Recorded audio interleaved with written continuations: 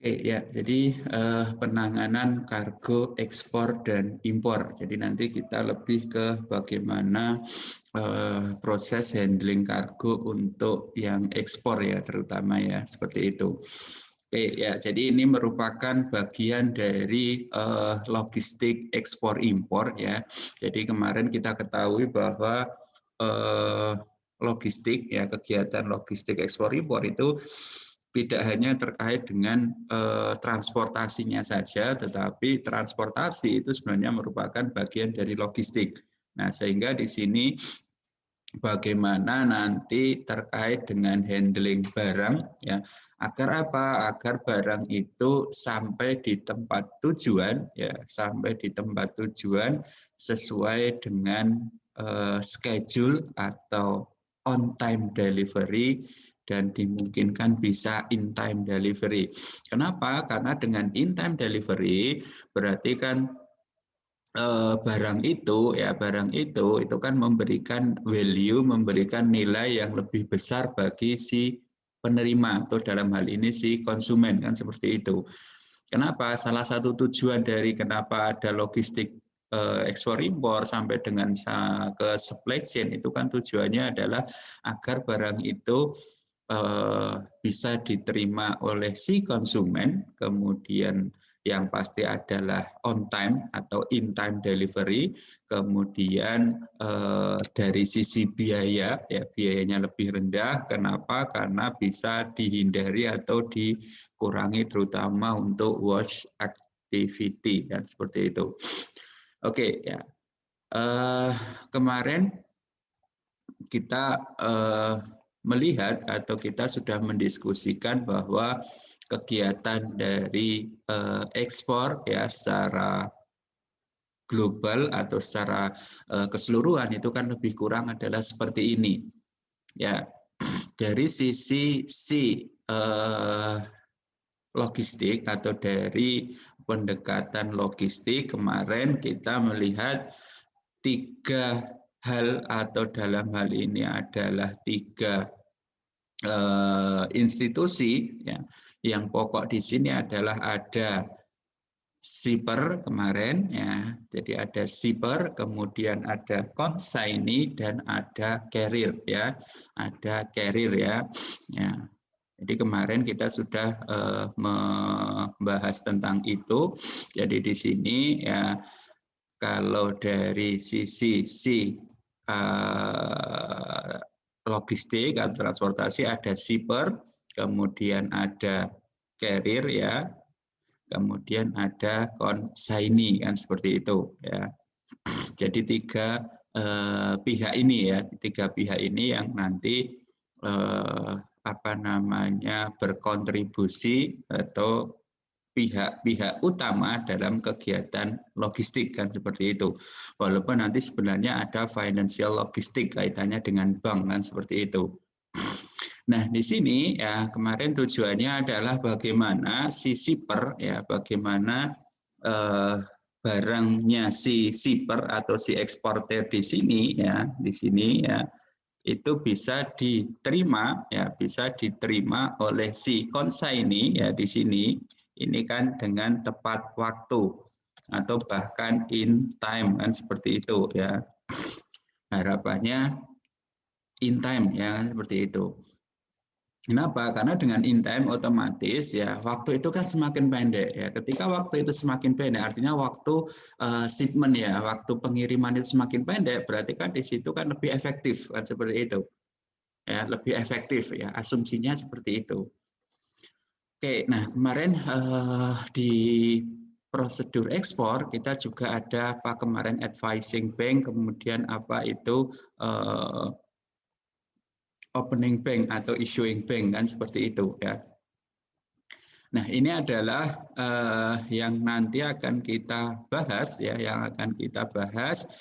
Jadi bagaimana di sini ya si shipper ya, si shipper ini nanti barang bisa diterima oleh si consignee ya, bisa diterima si consignee nanti bagaimana kan seperti itu. Nah di sini tidak hanya bahwa kita ngontrak alat angkut ya, kemudian barang itu kita serahkan, barang itu kita kirimkan ke mereka, itu tidak. Ya, kenapa? Karena nanti di dalamnya kan ada berbagai kebijakan, ada berbagai aturan, ada berbagai ketentuan yang harus dipenuhi oleh si shipper kan seperti itu ya. Tuh.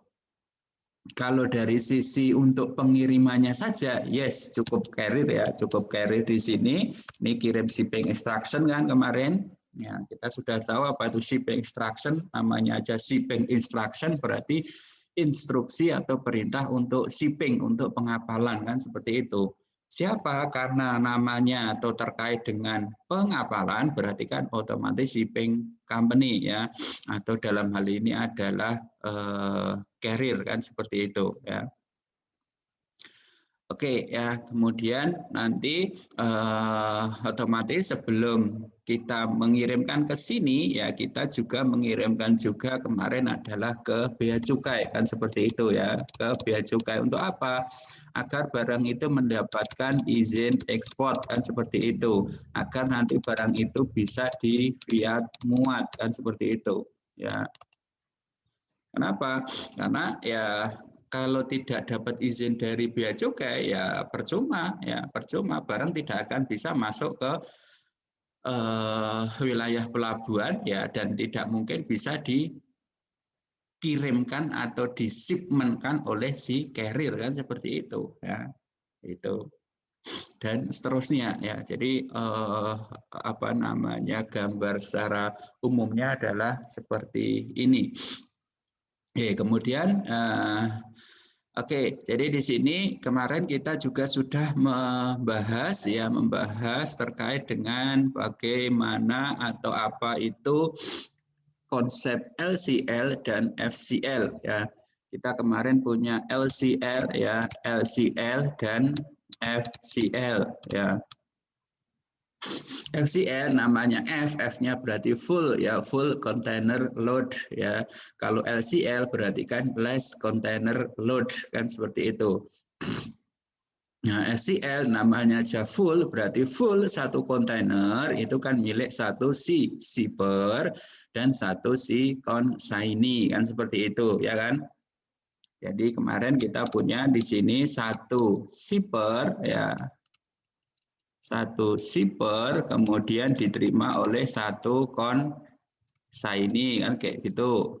Nah, sedangkan LCL namanya LCL less container load, artinya load di dalam satu kontainer itu less ya, artinya tidak dimiliki oleh satu si shipper atau satu eksportir, tetapi satu kontainer itu miliknya banyak beberapa shipper dan atau beberapa consignee, atau satu shipper beberapa consignee, atau beberapa consignee satu shipper kan seperti itu.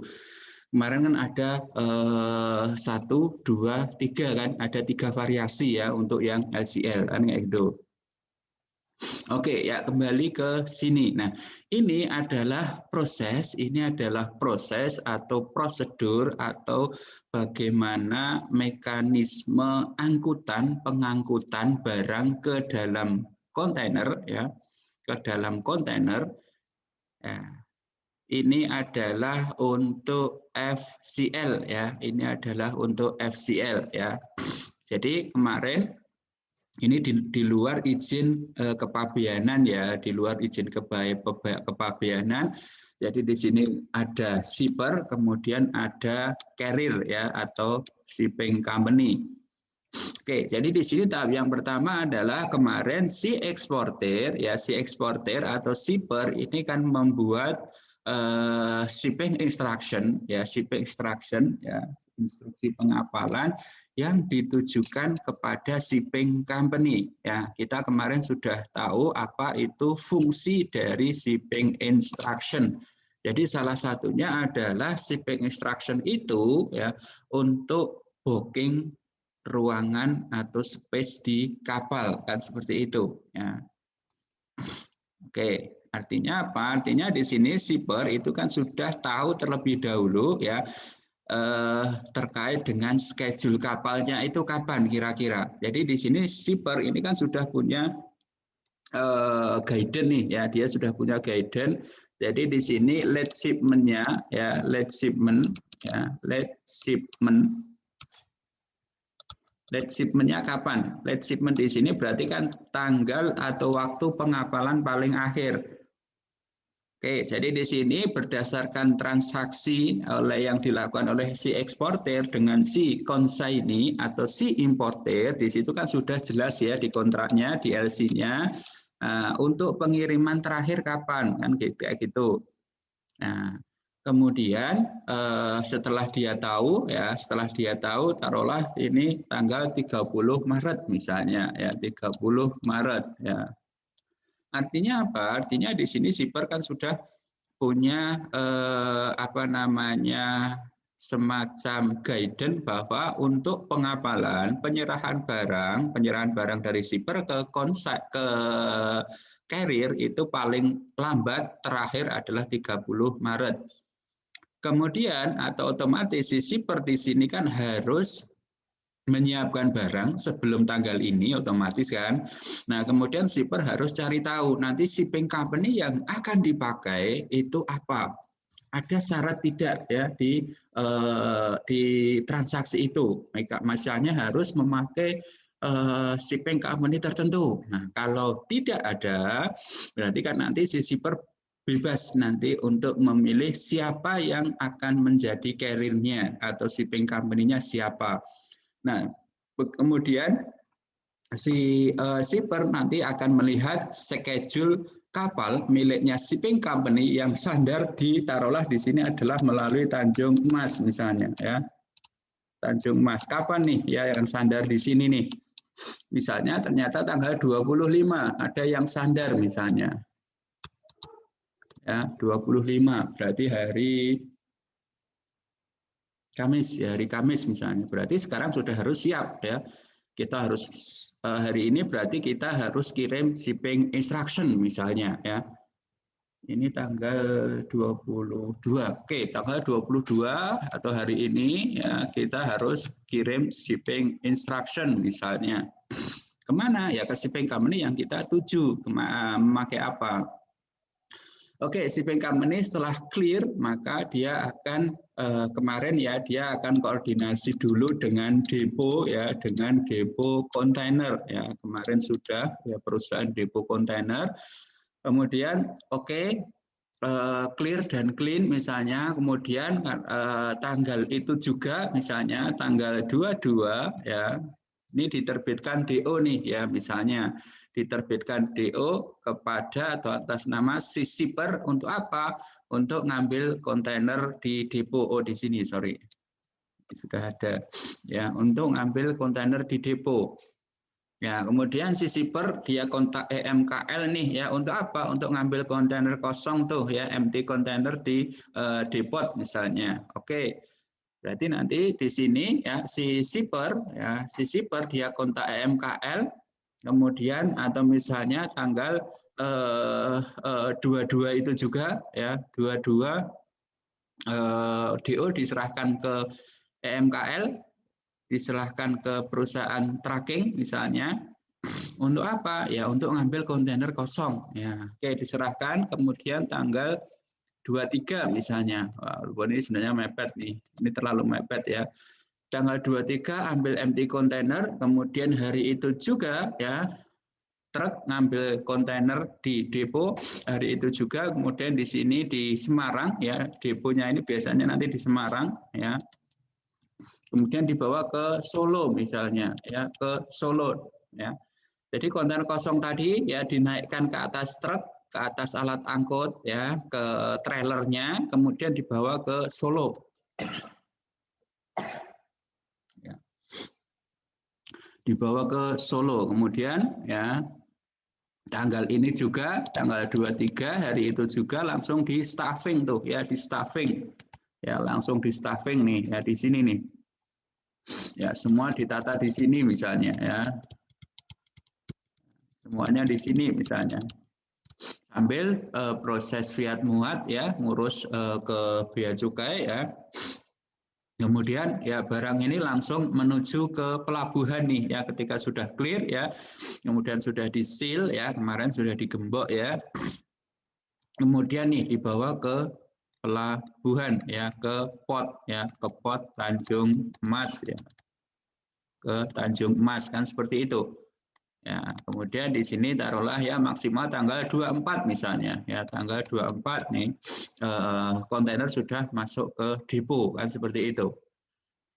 Nah, kemudian di sini kapal sama ini kan otomatis dia terintegrasi nih ya. Ini kan terintegrasi. Nah, kemudian setelah barang dikirim diserahkan ya, diserahkan ke shipping company yang melalui port yang ada, melalui apa namanya petugas yang ada di port ya. Kemudian kemudian diterbitkanlah BL ya. Ini adalah setelah si shipping company atau si carrier menerima kontainer, menerima barang, maka si shipping company akan menerbitkan BL ini ya. Nih. Nah. Oke, ini. Oke, selanjutnya adalah ini untuk LCL ya. Ini adalah untuk LCL ya. Tadi LCL adalah less container load ya, bahwa satu kontainer ya, satu kontainer itu miliknya lebih dari satu penerima atau pengirim kan seperti itu. Nah, makanya di sini ya si shipper ya, si shipper atau beberapa shipper di sini dia akan mengirimkan, dia akan atau kalau tidak membuat shipping instruction, dia akan meminta ke konsolidator. Jadi di sini ada pihak yang namanya adalah konsolidator ya, konsolidator, atau dia bisa FF atau bisa EMKL atau bisa koperasi eksportir ya, koperasi atau perkumpulan eksportir ya. Ngapain? Ya dia melakukan konsolidasi ya, dia melakukan konsolidasi penggabungan barang-barang ya yang akan dia kirim ke tempat tujuan yang sama, misalnya seperti itu ya. Oke, jadi biasanya ya kalau di tempat kita di Semarang itu dilakukan oleh forwarding ataupun koperasi, bukan koperasi ya, perkumpulan ya, perkumpulan para pelaku ekspor seperti itu. Oke, kemudian di sini konsolidator atau si forwarding di sini ya. Jadi shipper ini ada shipper 1, kemudian shipper 2, ada shipper 3 dan seterusnya, tinggal berapa shipper ya. Tinggal berapa shipper seperti itu. Kemudian dia bisa membuat shipping instruction sendiri, bisa dia minta tolong ke FF atau konsolidator untuk apa? Untuk dibuatkan shipping instruction-nya. Ya. Seperti itu ya. Kalau di sini ya gampangnya adalah si shipper di sini membuat shipping instruction ya, membuat shipping instruction ditujukannya adalah ke FF ini ya, ke konsolidator di sini ya. Dia minta ke ini untuk dimuatkan atau untuk dikirimkan tuh barang ini kan seperti itu. Oke, buat ini bla bla bla bla. Nah, kemudian nanti di sini ya si konsolidator atau si forwarding dia akan memperkirakan, oh barang saya segini, barang saya segitu dan seterusnya dari sekian shipper, sekian eksportir misalnya. Ini sudah cukup satu kontainer 40 feet misalnya. Oke, kemudian nanti si konsolidator dia akan membuat shipping instruction tunggal yang ditujukan ke shipping company ya, ditujukan ke shipping company. Ya. Prosesnya hampir sama dengan FCL kalau sudah di sini.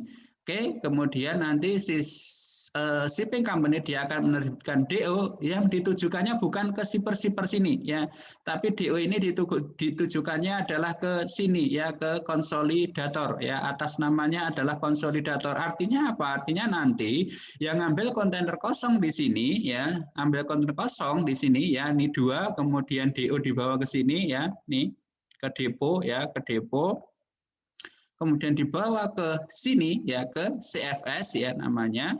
Ini adalah si konsolidator, bukan si shipper, bukan si eksportir ya, bukan si eksportir ini, bukan.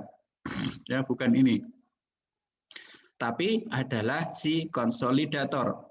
Oke, dia ngambil empty container di depo ya, atas namanya si pengirim tunggalnya ya. Jadi di depan atau di depannya shipping company, pengirim tunggalnya adalah si konsolidator di sini ya, atau forwarding ini. Ya, kemudian nanti dapat DO diambil dibawa ke depot untuk ngambil kontainer kosong ya, ngambil kontainer kosong ya.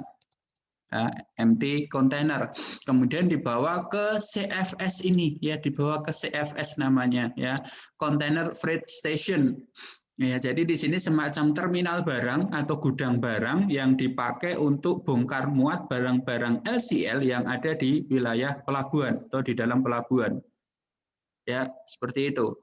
Oke ya, kemudian nanti kontainer akan dibawa ke CFS. Nah di sini di CFS ini nanti shipper ya, shipper ini 1, 2, 3, 4 sampai berapa jumlahnya itu, nanti barang ini akan diserahkan kepada konsolidator, tapi tempat penyerahannya adalah di CFS nih ya. Ini barang ya, barang kecil-kecil tadi ya, barang tadi dari shipper 1, shipper 2, shipper 3 sampai shipper terakhir nih ya, dibawa ke CFS, diterima oleh konsolidator, kemudian dilakukanlah stuffing ke dalam kontainer oleh si konsolidator ya, atau gampangnya adalah FF gitu aja lah ya, konsolidator. Oke, setelah barang diterima konsolidator, di stuffing, kemudian barang ini akan diserahkan ke shipping company ya, yaitu nanti akan masuk tadi sama, yaitu ke CY ya, ke CY ya, di pelabuhan ya, di pelabuhan kan seperti itu. Ya, masuk ke sini. Oke, kemudian di sini ya koordinasi. Oke, barang ini sudah diterima dan seterusnya dan seterusnya. Nah, kemudian nanti shipping company akan menerbitkan BL ya, sama juga menerbitkan BL. Tapi BL-nya namanya adalah MBL atau Master BL. Jadi sekali lagi di sini BL-nya nanti ada 2 jenis ya. Karena ini LCL, ada BL yang pertama adalah MBL, Master BL, yaitu BL Master ya, namanya Master BL yang diterbitkan oleh shipping company. Jadi ini hanya satu ya, MBL ini hanya satu set ya, hanya satu set ya, hanya satu set. Atas nama shippernya siapa di MBL? Atas nama shippernya adalah konsolidator ini ya, konsolidator ya. Jadi MBL di sini ya, shippernya itu adalah si konsolidator, si forwarding di sini. Loh, lah terus shipper nanti gimana nih ya? Shipper yang jumlahnya ada beberapa tadi gimana? Tanda terimanya apa? Kan seperti itu. Nah, makanya berhubung konsolidator itu sudah menerima MBL, maka konsolidator bisa menerbitkan yang disebut dengan HBL atau HBL. Jadi kalau MBL tadi hanya satu, diterima oleh si konsolidator atas nama konsolidator, kemudian konsolidator bisa menerbitkan HBL, HBL yang jumlahnya sejumlah berapa shippernya di sini ya. Nih, kalau shippernya ada 10, berarti HBL yang diterbitkan oleh si konsolidator itu jumlahnya juga ada 10. Tapi master BL-nya itu hanya 1 ya.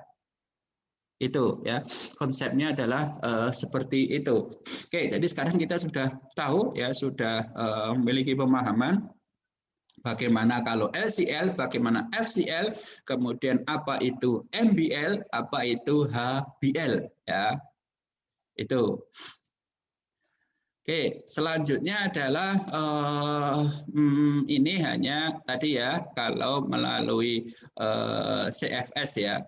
Jadi untuk LCL ya, untuk LCL tadi bahwa barang itu harus masuk ke CFS ya. Jadi gambar ini ya merupakan alur atau penjelasan yang ada di sini ya. Oke, merupakan alur atau penjelasan yang antara ini nih, ini ya. Ya, di sini nih yang saya kuning ini ya. Ini. Oke, jadi di sini ya tadi ya ada konsolidator ya, ada konsolidator di sini ya. Ini adalah tempatnya CFS ya. Jadi nanti si shipper ini nanti ya, jadi ada shipper yang jumlahnya 1, 2, 10 tadi misalnya. Ya. Ini barang-barang itu akan dia bawa ke CFS yang nanti CFS di sini ini nanti sudah ada si konsolidator holding yang nanti dia sudah kontrak, sudah sewa tempat tuh di CFS itu. Karena CFS itu kan di bawah atau miliknya pemerintah atau dalam hal ini adalah miliknya pelabuhan atau Pelindo kan seperti itu. Nah, sehingga di sini konsolidator sudah menyiapkan tempat tuh di CFS untuk apa? Untuk melakukan staffing barang-barang ini ya, barang-barangnya si shipper ini dia terima, kemudian nanti akan di staffing ke dalam satu kontainer tadi ya. Itu ya teknis untuk penyerahan barang di CFS adalah seperti ini. Ya. Berarti nanti shipper di sini mengirimkannya tidak harus menggunakan kontainer, Pak?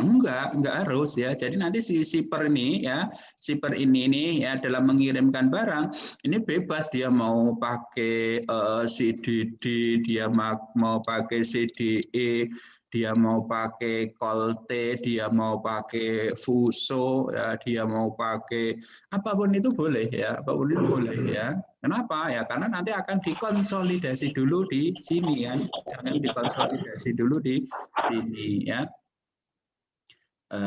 Itu. Oke, selanjutnya adalah ini kemarin ya. Kemarin kita sudah mendiskusikan ini ya.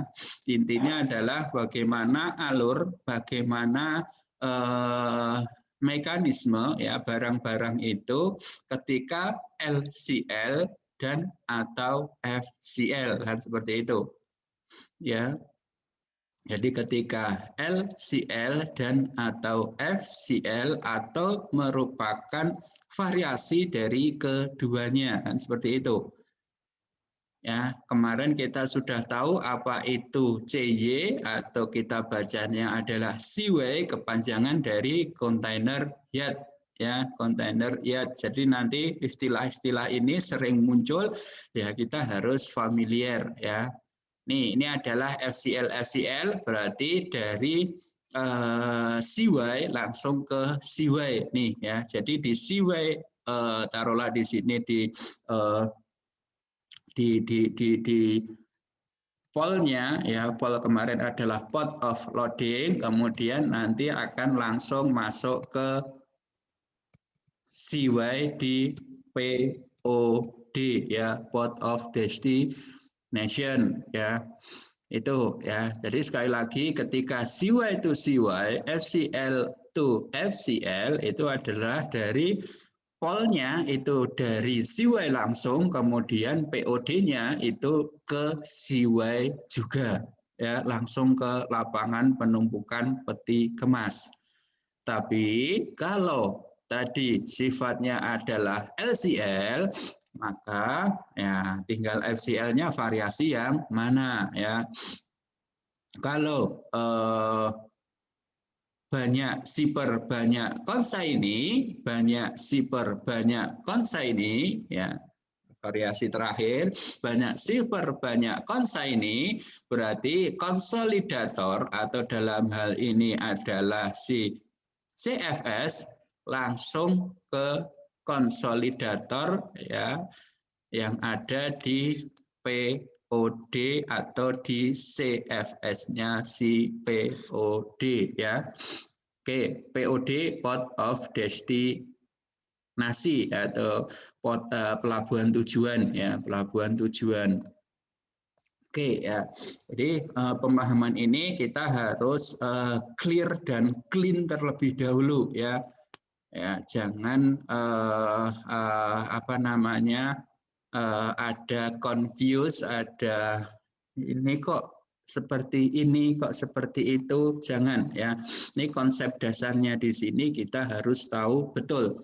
Kenapa? Karena nanti dari setiap aktivitas di sini ya, setiap aktivitas di sini nanti konsekuensinya adalah terhadap cost ya, terhadap biaya ya.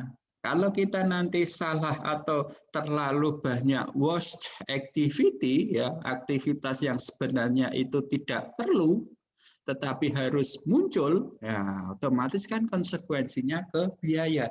Kalau biayanya naik, otomatis kita sebagai logistik company atau third party ya atau pihak ketiga ya nanti kita tidak kompetitif kan seperti itu. Ya. Kalau kita tidak kompetitif, harga jasa atau harga jual kita terlalu tinggi, automatically ya kita nggak bisa bersaing dong, kita kalah bersaing dong dengan perusahaan logistik lainnya kan seperti itu. Nah itu yang harus diperhatikan. Jadi rangkaian di sini ya basic networknya di sini kita harus menguasai terlebih dahulu ya. Itu. Ini baru secara umum, belum nanti kita ke teknisnya ya. Itu ya lebih kurang nanti prosesnya adalah seperti ini ya. Oke, selanjutnya ya berhubung tadi ya berhubung di sini adalah kaitannya dengan pengiriman barang, kaitannya nanti dengan barang ya, kaitannya dengan transportasi, kaitannya dengan carrier dan seterusnya, maka ya di dalam setiap proses ini kita juga harus menyiapkan, kita harus membuat, kita harus istilahnya itu meminta ya berbagai dokumen kelengkapan ya terkait dengan proses transportasi yang ada di sini. Oke, ya lebih kurang dari proses ini ya, dari proses atau pergerakan kontainer ini ya ada beberapa dokumen yang menjadi atau yang harus kita siapkan ya, harus kita siapkan. Cuma di sini tidak semua dokumen ini dibuat oleh si eksportir atau si shipper. Jadi sebagian besar di sini dokumen-dokumen ini disiapkan, dibuat, diterbitkan, di-approve oleh pihak carrier ya atau shipping company. Oke, yang pertama adalah shipping instruction ya. Shipping instruction hanya mengulang saja merupakan dokumen yang dikeluarkan oleh shipper ditujukan oleh freight forwarder. Oke, jadi di sini tinggal nanti LCL atau FCL ya. Kalau LCL berarti ditujukannya otomatis adalah ke-nya di sini adalah ke forwarders atau tadi consolidators ya. Kalau barangnya FCL berarti bisa langsung ke carrier atau shipping company kan seperti itu ya. Oke. Merupakan dokumen yang dikeluarkan oleh si eksportir atau shipper ya, atau eksportir ya, ditujukannya adalah ke forwarders atau consolidators dan atau ke carriers yang berisi isinya apa? Isinya adalah ya namanya aja instruction, berarti instruksi ruang di kapal. Berarti fungsinya adalah untuk booking kan seperti itu. Oke, shipping transaction merupakan ikatan atau komitmen antara shipper dan forwarders dan atau carrier sebagai dasar pembuatan BL ya. Nih ya. Oke, ya ini dasar penerbitan dan atau pembuatan BL. Jadi ya terkait dengan shipping instruction, jadi shipping instruction ini nanti juga tidak boleh ada kesalahan ya. Kesalahan apa ya? Kesalahan penulisan barang, nama barang, jumlah barang, spesifikasi barang dan seterusnya. Kenapa? Karena nanti antar satu dokumen dengan yang lain itu akan terintegrasi kan seperti itu. ya. Kalau nanti di shipping instruction itu salah, ya otomatis kan karena ini sebagai dasar, sebagai pijakan pembuatan BL oleh si shipping company, maka kan nanti BL-nya kemungkinan juga salah juga. Meskipun nanti istilahnya itu ada draft BL, ya draft BL itu nanti akan dibuat, dikirimkan ke shipper, ya dikirimkan ke shipper sebelum final BL itu diterbitkan. Jadi istilahnya untuk ngecek terlebih dahulu, ya, untuk cek terlebih dahulu, ya, itu. Oke. Kemudian alur atau proses pengajuan shipping instruction itu ada dua alur, ya, seperti itu.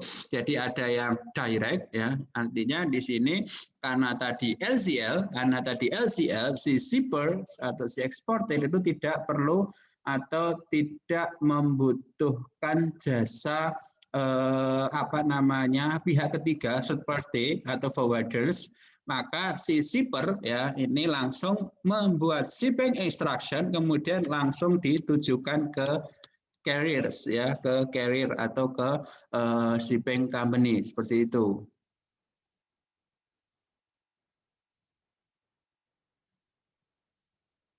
Oke, kalau menggunakan atau LCL berarti harus menggunakan konsolidator, harus menggunakan forwarders, maka nanti si shipper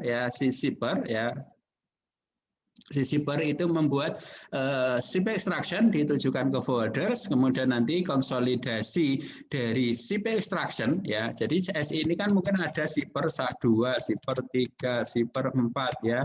SI dari shipper 2, SI dari shipper 3, kemudian ada SI dari shipper 4 sampai dengan SI shipper 10 misalnya. Kan dia bisa menghitung tuh, ya, nanti kira-kira saya butuhnya 2 kontainer tuh misalnya. Oke, nih si forwarder atau konsolidator membuat shipping instruction yang nanti ditujukan ke carrier, kan seperti itu. Kemudian muncul pertanyaan, loh Pak, apakah tidak bisa ketika shipper itu FCL itu menggunakan pihak ketiga, yaitu forwarders, ya, untuk mengajukan shipping instruction? Bisa, ya, bisa. Jadi sekali lagi untuk FCL itu bisa direct, bisa indirect, ya. Seperti itu, ya. Jadi sekali lagi untuk FCL shipper itu bisa direct, ya, kalau dia ingin ngurus sendiri ya nggak apa-apa, tapi kalau ingin gampang, ingin mudah yang melalui forwarders itu juga bisa. Tetapi kalau atau wabil khusus LCL itu harus melalui forwarders dan atau konsolidator. Jadi si shipper yang LCL itu dia tidak bisa direct booking ke shipping company atau ke carrier, ya, seperti itu. Oke, ya, jadi yang harus dipahami, ya, konsepnya ini harus dipahami terlebih dahulu, ya.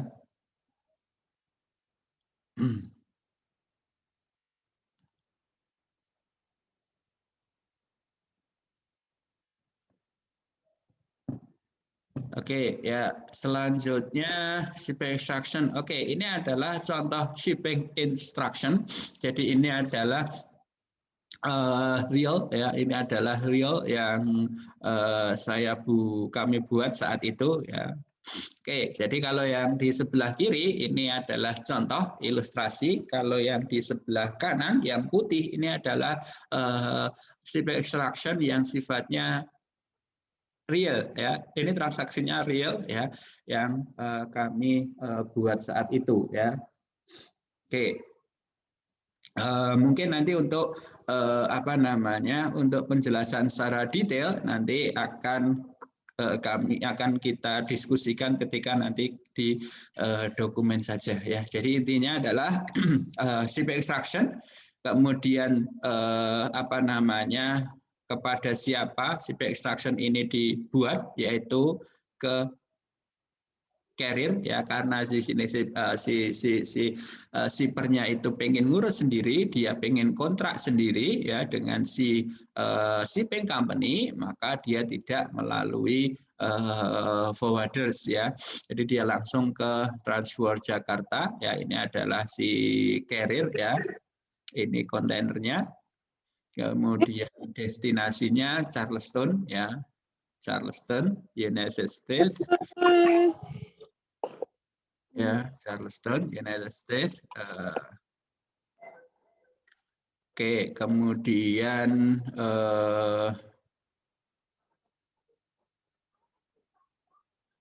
apalagi ya, ini CY ya. Jadi ini adalah LCL ya. FCL ya, CY ya. Seperti itu. Oke, ya selanjutnya mungkin nanti detailnya akan kita bahas tersendiri ya, terkait dengan terkait dengan dokumen ini ya, dokumen instruction ya.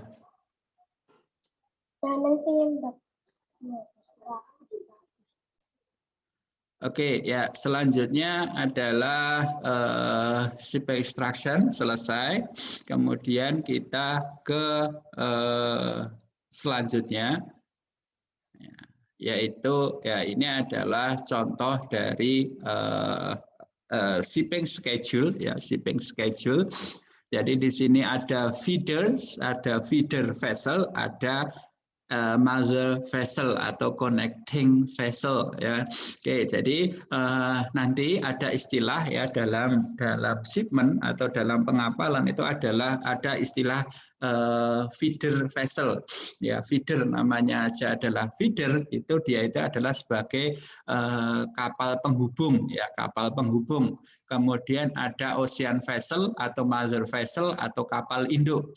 Ya, jadi ilustrasinya adalah misalnya kita mau ekspor ke Charleston misalnya. Kita mau ekspor tadi ke Charleston ke Amerika. Nah, kemudian ya pada saat itu atau pada waktu itu atau pada hari itu misalnya tidak ada direct ya, tidak ada kapal direct. Artinya apa? Artinya kapal itu atau kontainer itu harus dibawa dari Tanjung Mas ya, dari Tanjung Mas ke Singapura ke Singapura terlebih dahulu ya. Kenapa? Karena di Singapura itu kan pelabuhan utama di Asia Tenggara kan, seperti itu ya. Jadi di Singapura ya pelabuhan Singapura itu menjadi pelabuhan paling ramai kedua di dunia ya. Jadi di bawah Shanghai atau Hong Kong, di bawah Hong Kong kelihatannya ya, di bawah Hong Kong. Jadi Singapura itu menjadi terbesar kedua ya, seperti itu ya. Jadi hampir setiap kapal ya yang ke Asia Tenggara itu pasti muaranya atau berlabuhnya adalah di Singapura. Nah, sehingga Singapura itu menjadi pelabuhan utama ya, menjadi pelabuhan utama. Oke, sehingga misalnya kita mau ekspor ke Charleston ya, misalnya ya, di sini dari taruhlah dari Tanjung Emas ya, dari Tanjung Emas mau ke Charleston misalnya ya, ini harus melalui Singapura terlebih dahulu ya, melalui Singapura ya, kemudian dari Singapura baru dibawa ke Amerika. Nah, dari Tanjung Mas ke Singapura ini menggunakan namanya adalah feeder vessel. Kemudian Singapura ke USA ini baru menggunakan ocean atau mother vessel ya, ini. Oke, jadi konsepnya seperti itu. Kemudian alasan lainnya adalah selain tidak ada schedule direct vessel ya dari Indonesia ke tempat tujuan atau ke pelabuhan tujuan.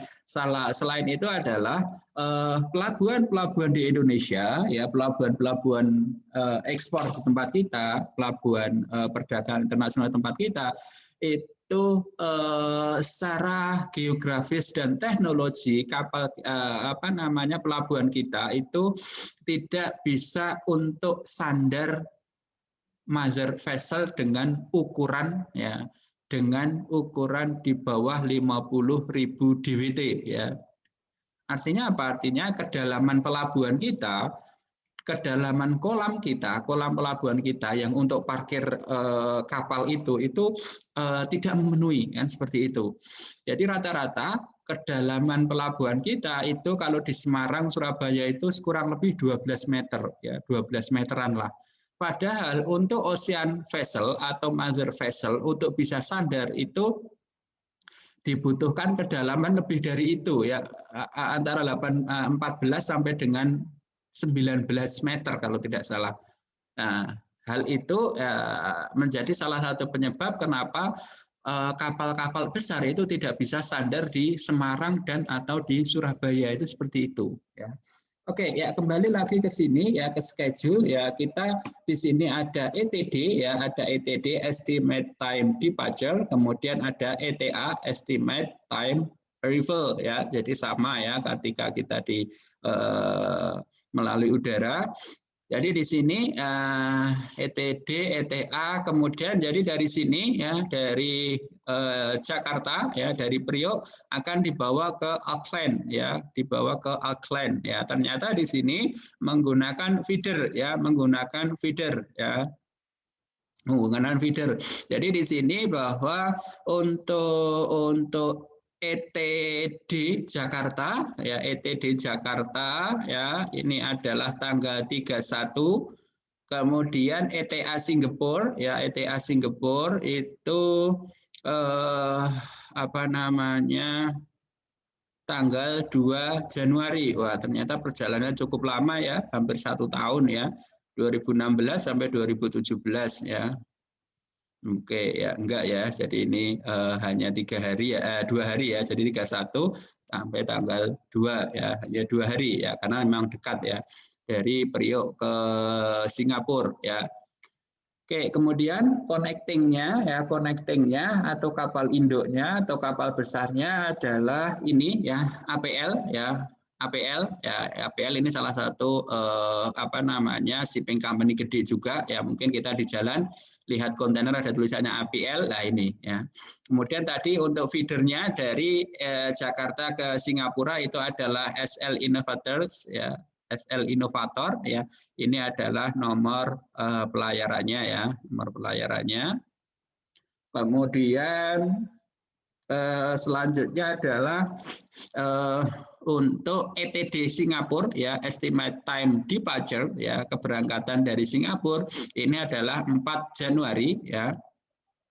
Artinya apa? Artinya berarti di sini menunjukkan bahwa kapal ini sandar di pelabuhan Singapura itu kan hanya 2 hari, yaitu tanggal 2 ya, tanggal 2 ini ya, sampai dengan tanggal 4 ya, berarti hanya 2 hari ya. Memang dia hanya menurunkan muatan kemudian menaikkan udah jalan kan seperti itu ya. Oke, nah kemudian ETA untuk Auckland ya, ETA sampai di Auckland itu adalah tanggal 24. Tanggal 24. Artinya apa? Artinya di sini bahwa untuk perjalanan atau shipment dari Singapura sampai dengan Auckland itu lebih kurang adalah 20 hari ya, 20 hari. Oke ya, kemudian ini schedule lainnya ya, ternyata semua melalui atau menggunakan feeder ya, menggunakan feeder.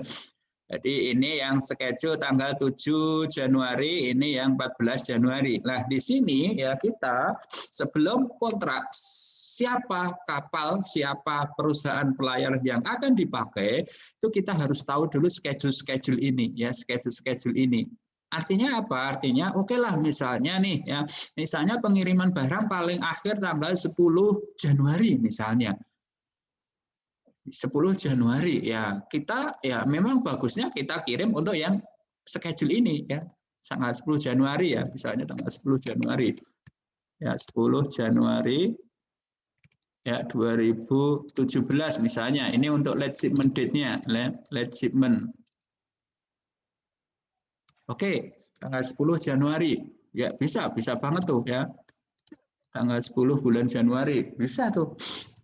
Nah, cuma kita kan bisa nih ya di sini aja. Ngapain kita harus ke yang pertama? Nah, ini kan kita harus pakai pertimbangan ya.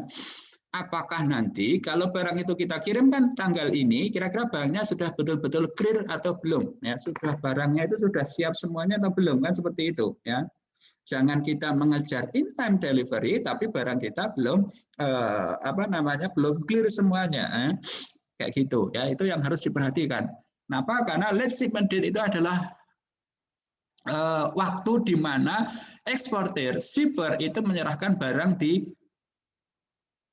atau menyerahkan barang kepada shipping company ya. Bukan barang itu sampai di tempat tujuan tidak, tetapi kapan si shipper itu menyerahkan kontainer, menyerahkan barang ya kepada si shipping company ya. Itu. Oke ya. Ini contoh shipping schedule tadi yang saya sampaikan ya, transshipment ya, transshipment.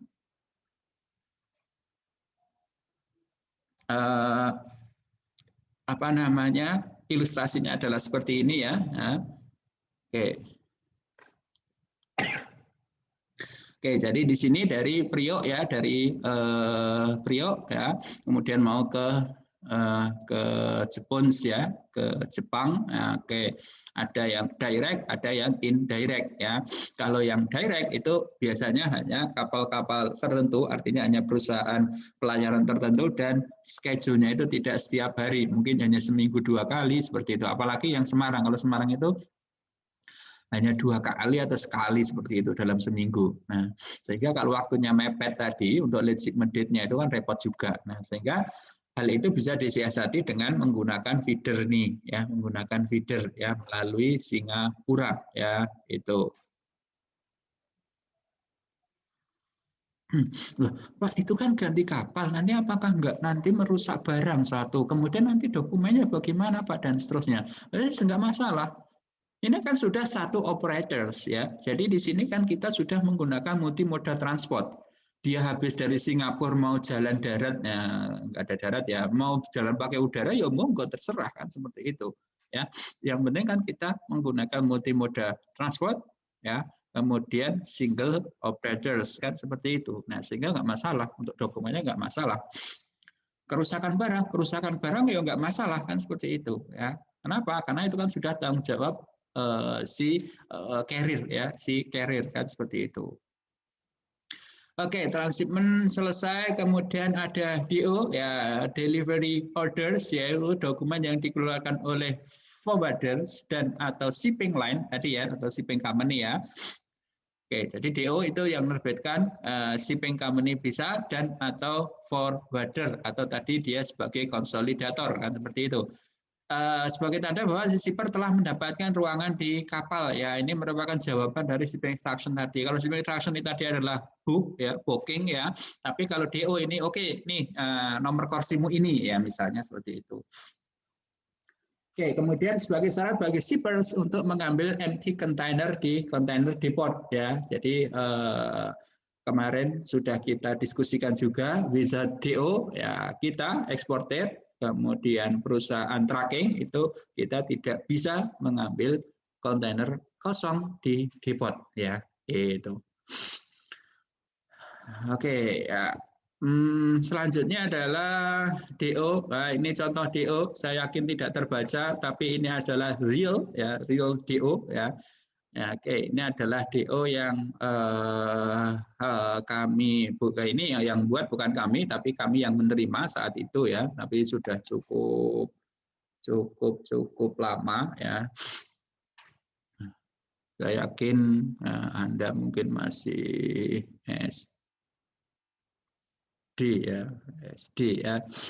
Oke, jadi saat itu kami mau mengirim barang ya, mengirim barang itu dari dari Sragen, yaitu dari Purbosuman, ya mungkin yang rumahnya sana tahu ya, Purbosuman namanya PT Hanin, ya sekarang ganti pemilik namanya PT apa saya lupa. Ya.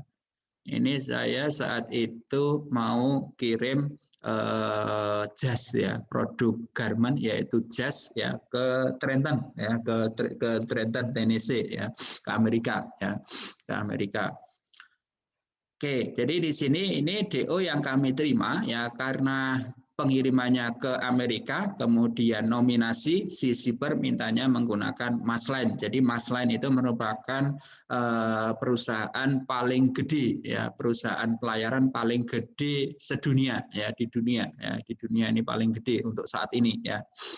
Ya dari sisi jumlah office-nya atau branch office-nya, kemudian dari sisi jumlah kapalnya, dari sisi revenue-nya untuk saat ini Masline yang paling gede ya seperti itu dan yang paling mahal ya itu.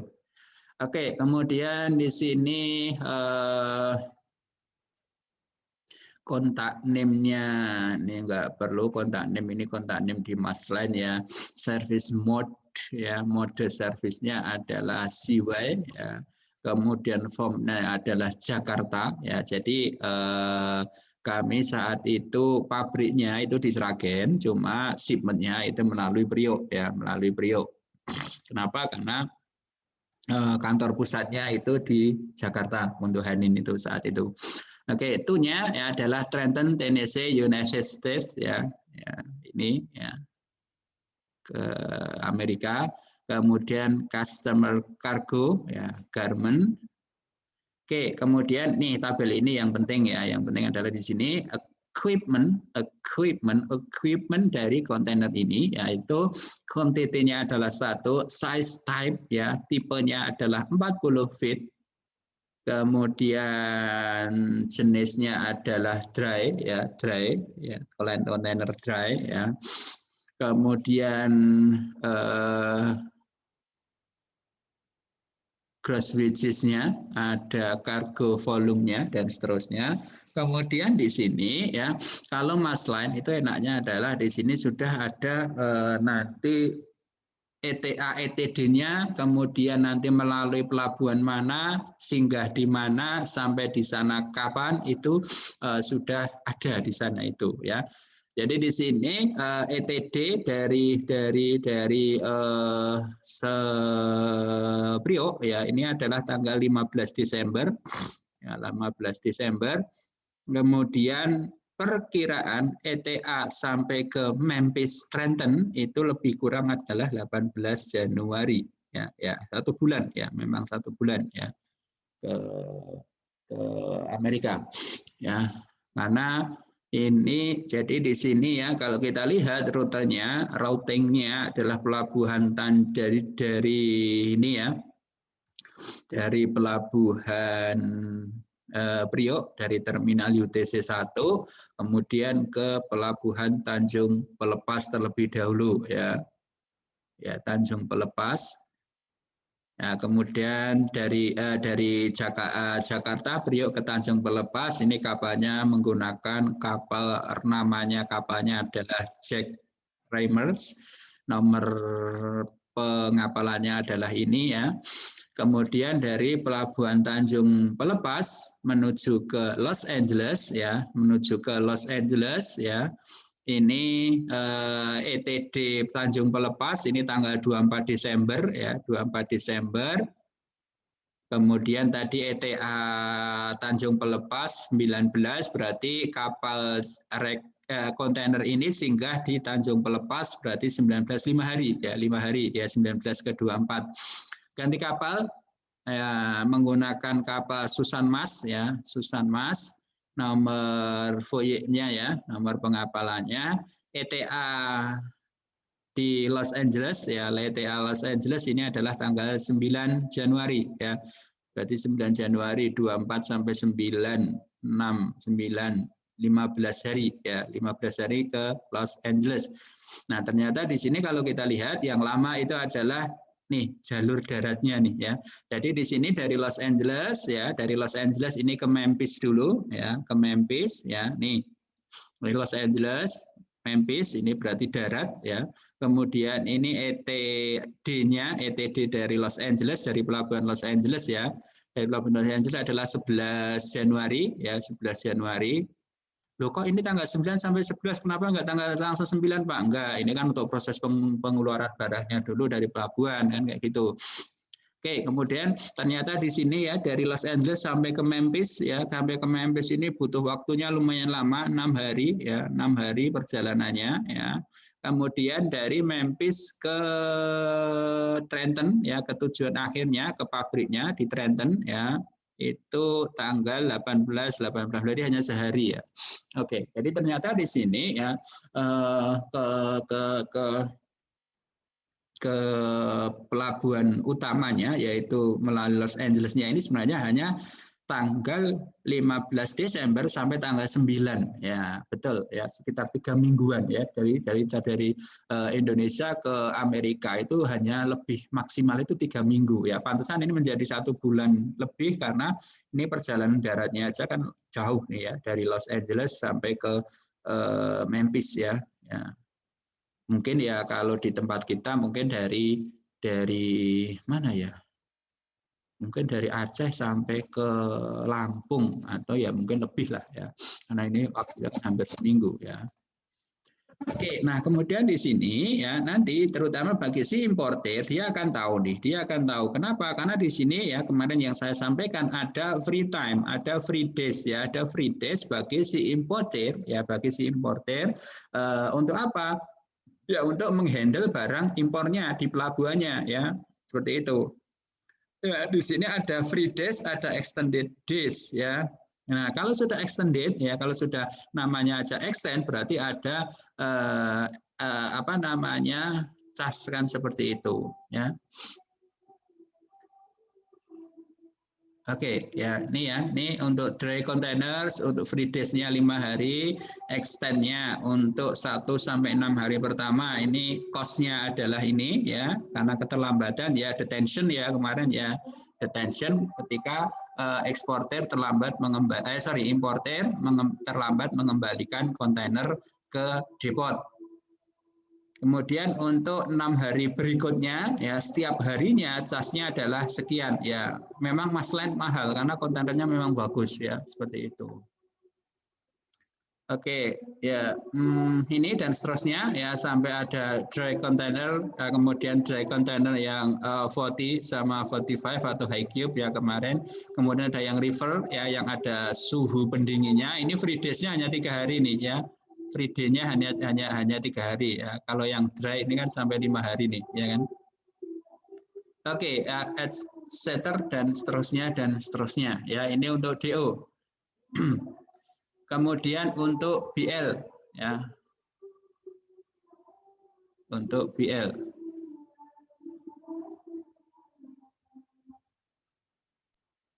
Oke, ya berikutnya adalah BL ya. Tadi kita sudah memiliki ship extraction DO, berikutnya adalah BL.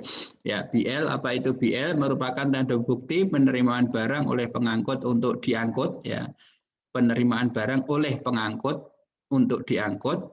Nah, kemudian kontrak pengangkutan antara carrier dan shipper serta consignee ya. Kemudian bukti kepemilikan barang atau document of title ya, yaitu orang yang memegang BL adalah pemilik barang yang tercantum di dalamnya ya, karena di sini pemilik barangnya atau namanya tercantum di sini adalah atas nama si shipper ya, si shipper atau si eksporter ya, seperti itu ya, makanya BL itu adalah dapat digunakan atau dapat dinegosiabelkan oleh si nama yang tercantum di dalam dokumen itu ya, seperti itu. Kemudian isi dari BL ya, isi dari BL umumnya adalah ini keterangan barang, kemudian pihak-pihak yang ada di dalamnya, nanti siapa saja pihak-pihaknya, kemudian terkait dengan perjalanan ya, terkait dengan perjalanan ya. Jadi terkait dengan rutenya ya, terkait dengan rutenya walaupun hanya sekilas ya seperti itu. Kemudian jumlah BL yang diterbitkan ya, jumlah BL yang diterbitkan. Ini isi secara umum. Ya, kemudian pihak yang tercantum di dalam BL ya, ini ada shipper ya, eksporternya siapa, kemudian konsaininya siapa, ini yang terpenting. Kemudian ada notifi party ya. Ini notifi party di sini adalah pihak-pihak yang harus diberitahu ya, pihak-pihak yang harus diberitahu saat barang itu tiba ya. Addresses of arrival notice ya, siapa yang ditetapkan dalam LC. Jadi nanti notifi party itu siapa, nanti kita melihatnya adalah di LC ya. Nanti kalau kita baca LC nanti di situ pasti ada. Kemudian carrier otomatis ya, carrier siapa pengangkutnya, kapalnya apa, perusahaan pelayarannya dan seterusnya ya, seperti itu ya. Ini pihak yang ada di dalam BL, jadi hanya 4 pihak ini ya. Oke, kemudian ini adalah contoh dari BL. Lagi-lagi ini merupakan real ya, merupakan real document ya, dokumen yang terjadi ya, ini satu rangkaian dengan sebelumnya tadi ya. Oke ya, jadi pihak-pihaknya di sini ada si shipper ya tadi ya, ada si shipper. Oke, we have a shipper and then consignee ya, consignee.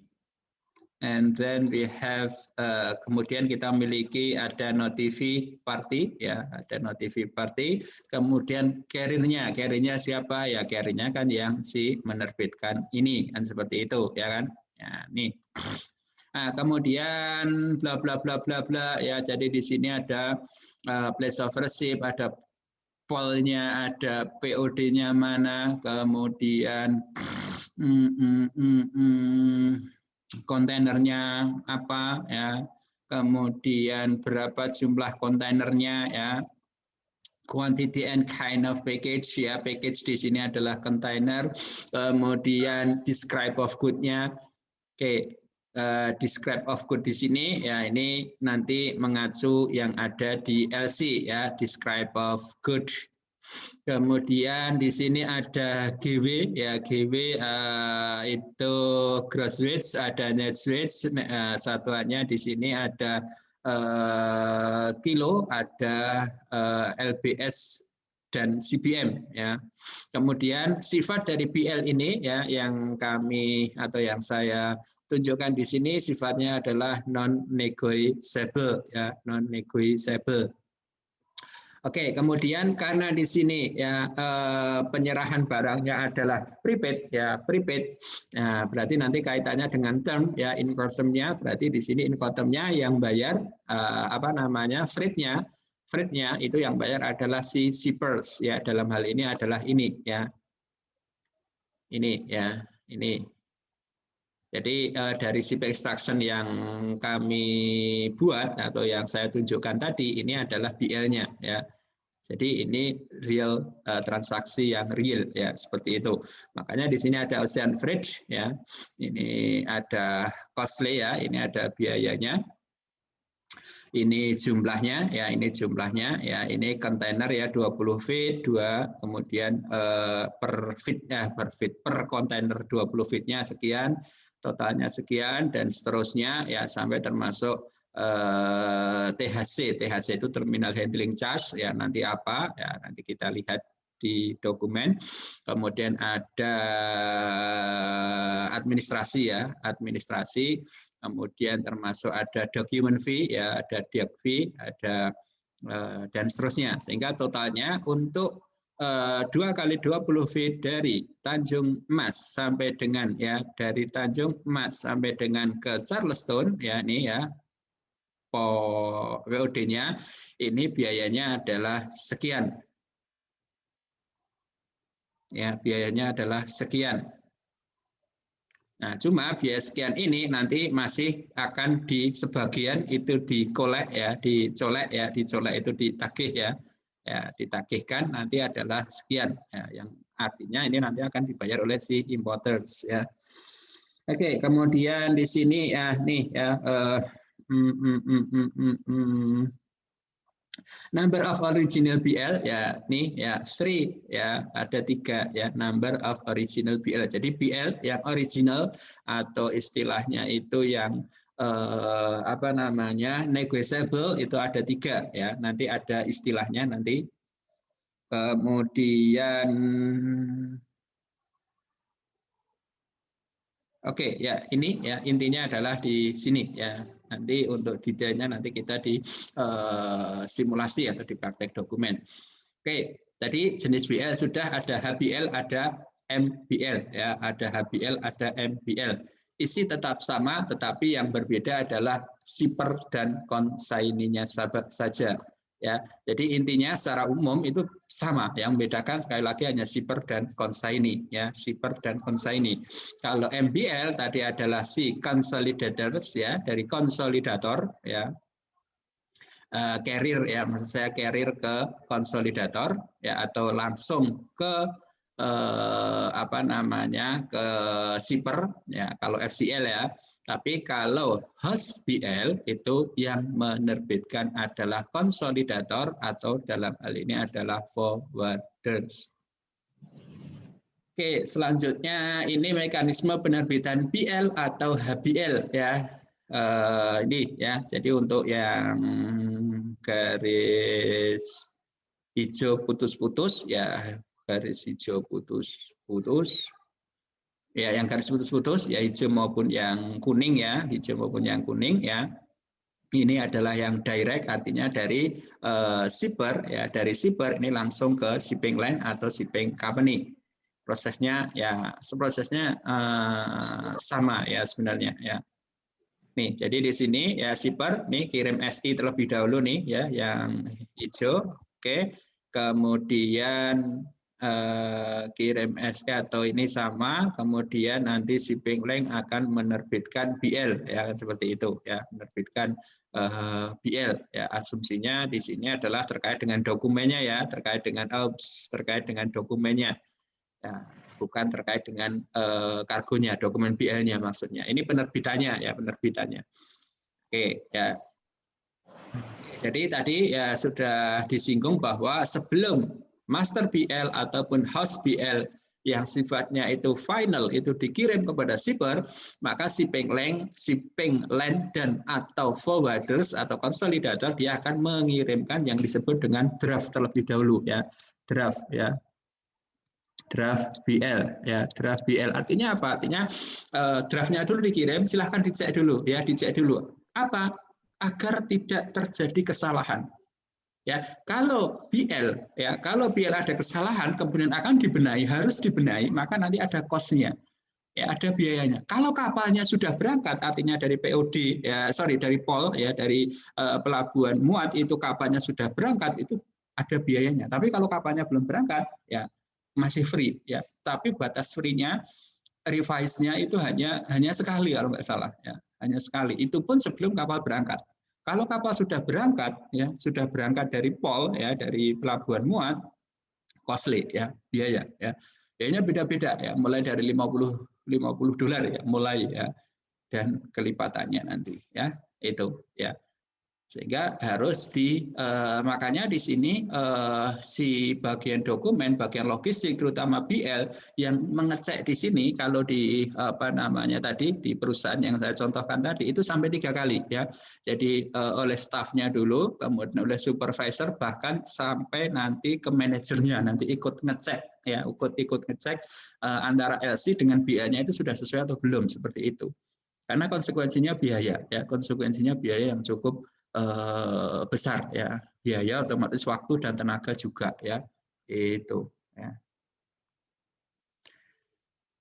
Oke, selain itu ya pernah ya di salah satu forwarding di Semarang ya, namanya Jasco, mungkin Anda nanti bisa searching ya, Jasco Logistik seperti itu di Semarang.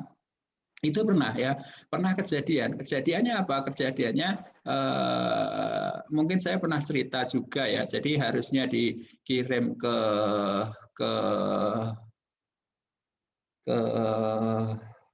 pelabuhan di Inggris ya, tapi keliru dikirim di pelabuhan di Inggris juga, sama-sama di Inggris, harusnya ke pelabuhan apa sana namanya, saya agak lupa, tapi dikirimnya keliru ke Southampton kan seperti itu.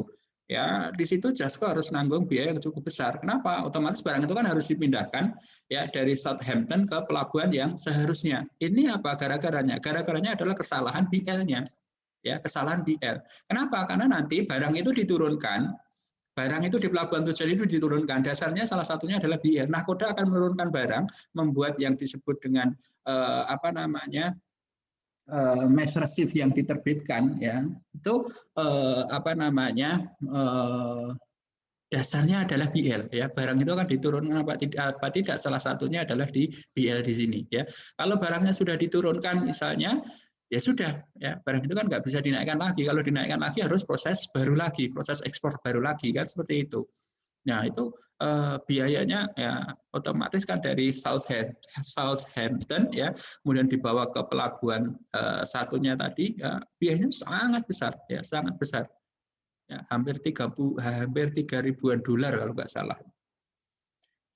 Oke, selanjutnya jenis BL ya, kalau tadi berdasarkan penerbit, kalau ini berdasarkan syarat pengangkutan, ada short, ada long. Oke, mungkin ini tidak begitu apa namanya berpengaruh nanti. Oke, ini untuk surrendernya ya, untuk surrendernya ini hanya surrender itu tadi ya, ketika apa namanya si penerbit, entah itu forwarders ya, terutama forwarders terkait dengan proses penerbitan BL ya, proses penerbitan BL ya. Jadi sini forwarder di pelabuhan muat mengendos BL dengan stempel surrenders, kemudian forwarder dan seterusnya. Jadi ini hanya apa namanya prosedurnya saja. Kondisi BL ada clean, ada unclean, ada stress BL ya. Nih ya, ini apa namanya kondisi-kondisinya saja ya. Berarti ada, kalau clean BL itu berarti BL-nya nggak ada masalah. Kalau unclean BL itu ada fault ya, ada fault atau DT ya. DT itu kerusakan, kesalahan ya di BL-nya, kerusakan ya. DT kotor ya, seperti itu. Kemudian safe BL ya, kapal sudah tiba tapi BL belum sampai. Loh, apa BL-nya tidak bareng kapal? Enggak ya, enggak. Jadi BL itu nanti yang ngirim itu antar bank ya, antar bank ya. Pengirimnya nanti antar bank tadi yaitu ada advising bank dikirim ke using atau opening bank seperti itu ya. Makanya mungkin kapalnya lebih cepat atau tibanya duluan dibandingkan dengan BL-nya. Kemudian set ya, set dari BL itu ada original BL itu adalah 3 ya. Artinya apa? Ya, ini adalah nih ya, one for all dan all for one ya, satu untuk semua, semua untuk satu ya. Seperti itu. Makanya nanti kalau membuat dokumen di sini BL itu biasanya ini 3 per berapa? Pernya di sini ini yang non negotiable ya. Misalnya si importer pengennya adalah 3/3, artinya yang ini sama yang ini. Tapi kan si ekspor itu kan butuh untuk backup. Misalnya di sini kita minta ke shipping company-nya adalah 3/6 misalnya. Jadi yang 3/3 itu nanti dikirim, kemudian nanti yang 0/3 itu nanti untuk backup misalnya gitu ya. Untuk backup misalnya gitu. Oke, maksudnya apa? One for all for one. Salah satu ditukar ke bank, yang lain tidak ada nilainya, ya. Nih ya. Jadi kalau dari 3 di sini, sorry yang ini dari 3 di sini, kalau 1 itu sudah dicairkan, maka yang 2 itu sudah tidak berlaku, ya, meskipun sifatnya negotiable. Atau keterangan lebih jelasnya adalah di sini ya, semua lembaran CPI ditandatangani dan harus disahkan pada pembuka LC. Lembaran disebut negotiable BL, lembaran kopi lainnya disebut non negotiable BL. Lembaran asli yang ditandatangani berjumlah 3. Dalam BL ini dicantumkan klausul if business whereof the master or agent of the said vessel has signed 3 BL all with tenor and date. And if one is accomplice to other, bla bla bla bla, ya berarti keterangannya sama ya. Jadi ketika satu itu sudah apa namanya sudah digunakan atau dalam hal ini sudah dicairkan, maka yang lain juga tidak berlaku lagi ya. Itu ya.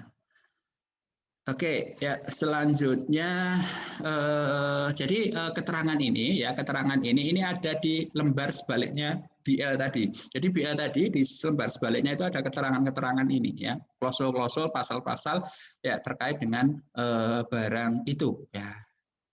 Oke, kemudian tanggal BL ya. Tanggal penerbitan date of issue bila dibuat di Semarang dicantumkan date at Semarang. Menunjukkan barang telah dikawalkan sebenarnya dalam last shipment date pada LC. Untuk memenuhi syarat-syarat LC agar dokumen berlaku 20 hari setelah terbit BL. Berlakunya dokumen asuransi sejak tanggal pengapalan, tanggal muat di kapal on board. Oke, jadi nanti di BL ya, di BL itu adalah tanggalnya adalah tanggal penyerahan barang ya, penyerahan kontainer ya, penyerahan kontainer, bukan kapal berangkat ya. Sekali lagi tanggal BL nanti itu adalah tanggal kapan kita shipper ya, si shipper itu menyerahkan barang ke pelabuhan ya, itu tanggal itu.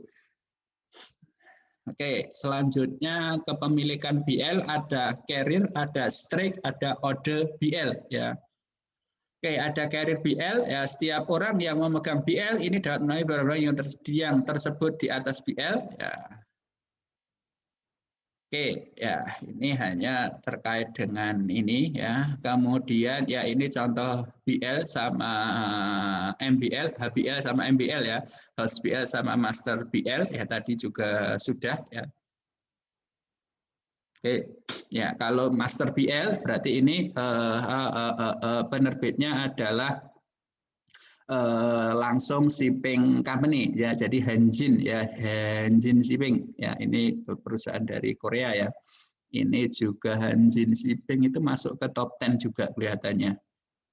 Oke, kemudian kalau ini adalah negotiable Viata Multimoda Transport BL nih ya, melalui PT Masaji Prayasa Kargo ya, ini melalui forwarding ya, berarti ya melalui forwarding, makanya HBL ya, ini ya HBL ya. Kalau ini Master BL berarti penerbitnya ada langsung Hanjin.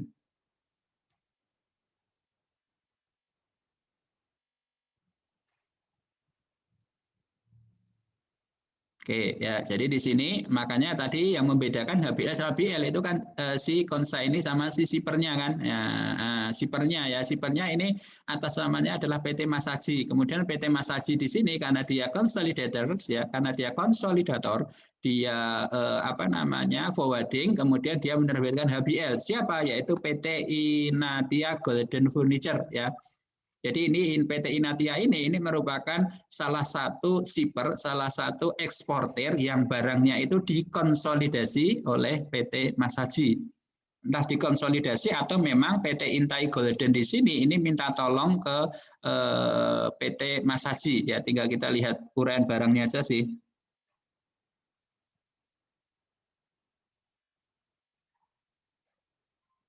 Oh, ini ternyata barangnya FCL ya, FCL. Jadi di sini PT Intai Golden itu dia FCL, cuma untuk proses pengapalannya dia tidak langsung ke Hanjin Shipping, tetapi melalui PT Masaji Prayasa Kargo ya. Itu ya, itu. Jadi barangnya kalau kita lihat dari uraian ini barangnya FCL ya, FCL. Cuma sekali lagi dia tidak langsung kontak ke Hanjin ya, tetapi dia minta tolongnya ke Masaji Prayasa Kargo. Wah, berarti itu kosnya double no Pak? Ya belum tentu, ya belum tentu. Kenapa? Karena PT Intai mungkin dia kontak ke Hanjin Shipping, kontrak ke Hanjin Shipping sendiri mungkin biayanya lebih besar. Ya, kenapa? Karena Hanjin Shipping dalam dia menjual rate ke PT Intai dengan Masaji otomatis kan beda. PT Masaji itu kan semacam dia itu broker, otomatis kan dia jualnya kan lebih murah daripada ke PT Intai. Itu. Ya. Oke, makanya di sini ya stemnya pun ini kan juga ini stemnya adalah PT Masaji kan ini ya stemnya. Kalau ini kan langsung Hanjin ya, langsung Hanjin, Hanjin Shipping, Hanjin Shipping ya. Oke, MBL, HBL, kemudian manifest ya, manifest, kargo manifest berisi keterangan dari muatan kapal, freight manifest menerangkan mengenai freight, uang tambang, surcharge, biaya tambahan. Manifest disiapkan oleh carrier agent, peraturannya adalah dasarnya ini. Oke, jadi manifest ya, manifest itu adalah daftar muatan. Daftar muatan apa? Daftar muatan barang di kapal ya. Jadi manifest ini dibuat oleh nahkoda, ya, dibuat oleh kru, walaupun untuk proses pembuatannya itu adalah agennya misalnya mau bersandar kapalnya Maslen misalnya, atau NYK ya, NYK logistik tuh ya, NYK kapalnya NYK mau sandar di Semarang misalnya, dia punya kantor cabang yang ada di Semarang. Oke, manifestnya dibuatkan oleh si kantor cabang yang ada di Semarang misalnya, tapi daftar muatannya tetap dari nahkoda kan seperti itu. Nah, ini nanti ya manifest ini nanti tujuannya adalah untuk mengecek oleh bea cukai. Artinya apa? Artinya barang yang nanti akan kamu turunkan di pelabuhan Tanjung Mas itu apa saja, jumlahnya berapa, kriteria barangnya bagaimana dan seterusnya. Kemudian barang yang akan kamu muat nanti barangnya apa saja gitu loh. Itu. Jadi sampai segitunya ya. Jadi bea cukai itu ya melihatnya itu juga dari si shipper, si eksportir maupun importer dari Indonesia, tetapi juga melihat nanti sesuai enggak dengan muatan dengan dengan barang-barang yang akan dibawa dan atau diturunkan oleh kapal, oleh nahkoda itu sesuai apa enggak, kan seperti itu.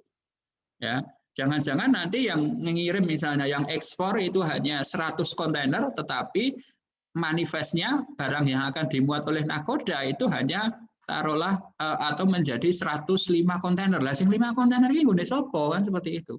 Jangan-jangan ini nanti barang selundupan kan seperti itu ya. Oke, manifest ya. Kemudian ada mass receipt ya. Mass receipt itu sebenarnya tanda terima lah ya, tanda terima dari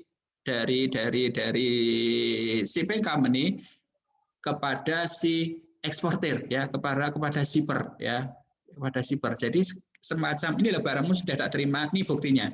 Tetapi nanti kalau si carrier atau dalam hal ini shipping company itu sudah menerbitkan BL, maka mass receipt itu nanti sudah tidak berlaku lagi ya. Itu ya namanya mass receipt ya. Jadi seperti receipt, seperti kwitansi lah ya, seperti itu. Makanya di bawah ini yang saya putih ini, atau mass receipt merupakan dokumen tanda terima dari pengangkut untuk menyatakan bahwa barangnya telah diterima di atas kapal, di mana mass receipt ini diganti dengan BL dari carrier ya. Jadi semacam tanda terima ya, seperti itu. Oke, kemudian mungkin ya ini hanya lagi terkait dengan prosesnya saja ya, terkait dengan prosedurnya saja ya. Oke, kemudian term of shipment ya, untuk kapal konvensional ada full liner term, ada free inliner out. Oke. Kemudian ini ya proses realnya adalah seperti ini ya untuk eksporter itu ya. Jadi di sini ya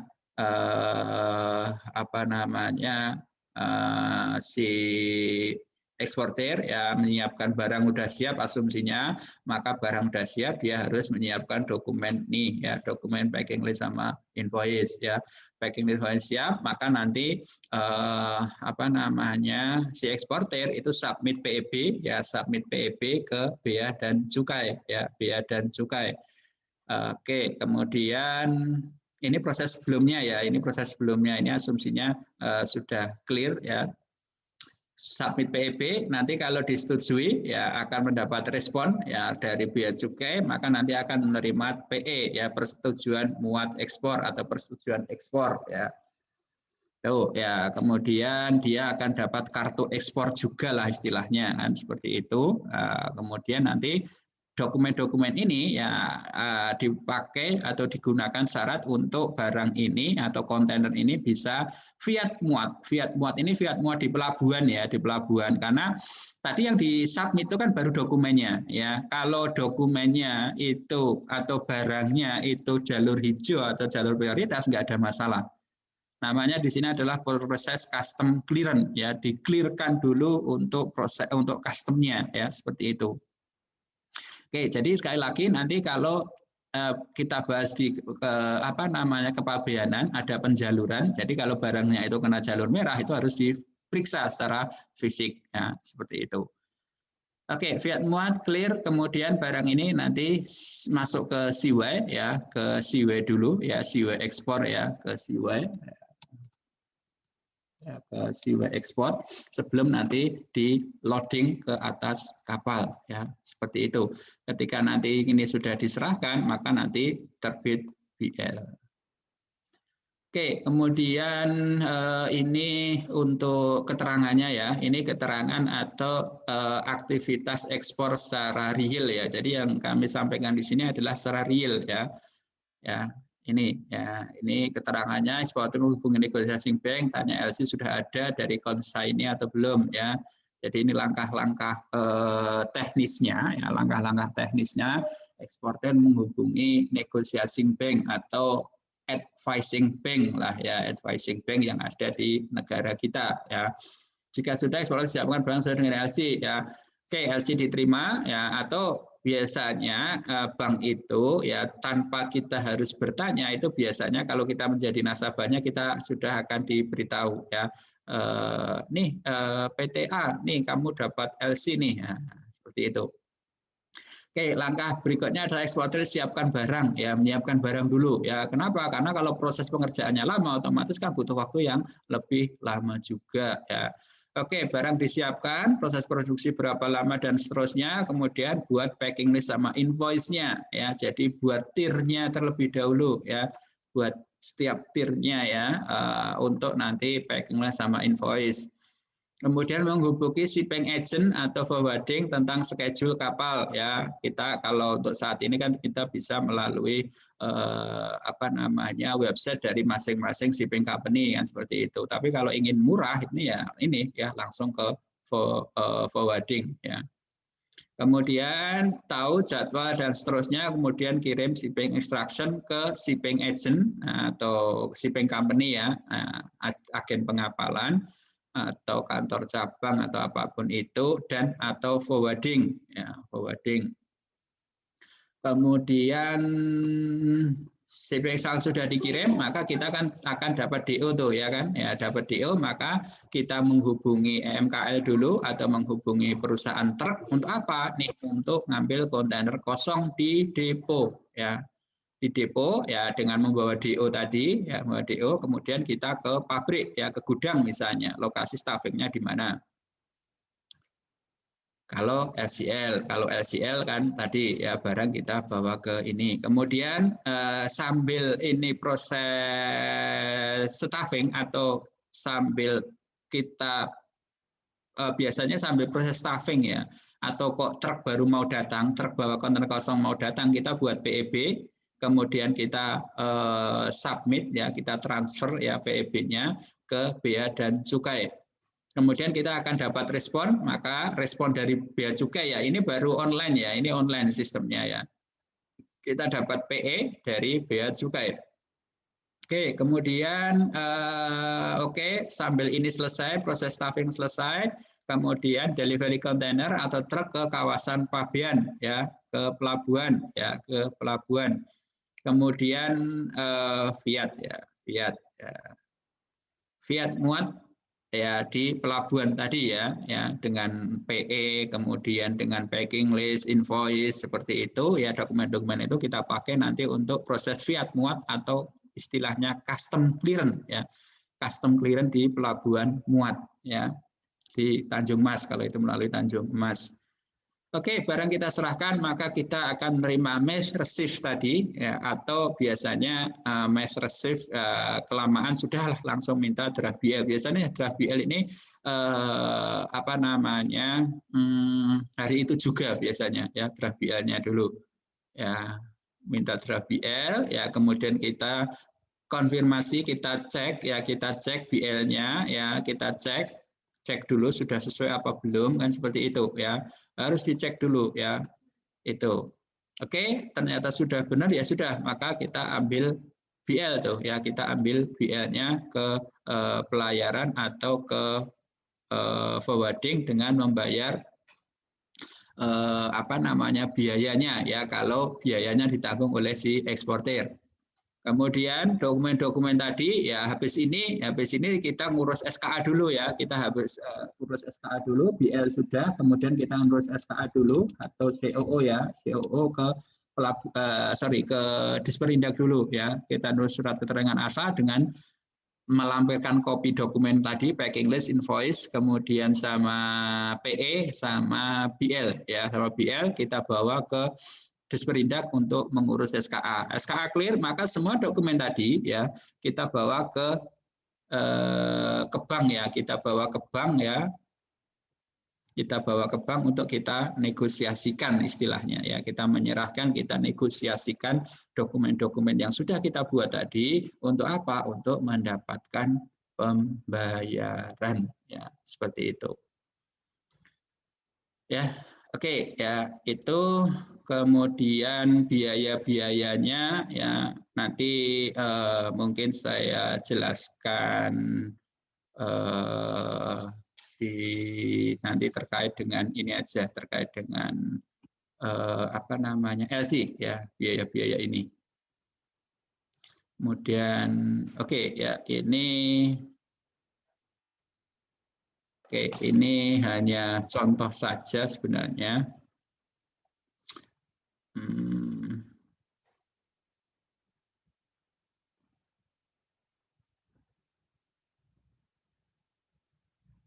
Oke.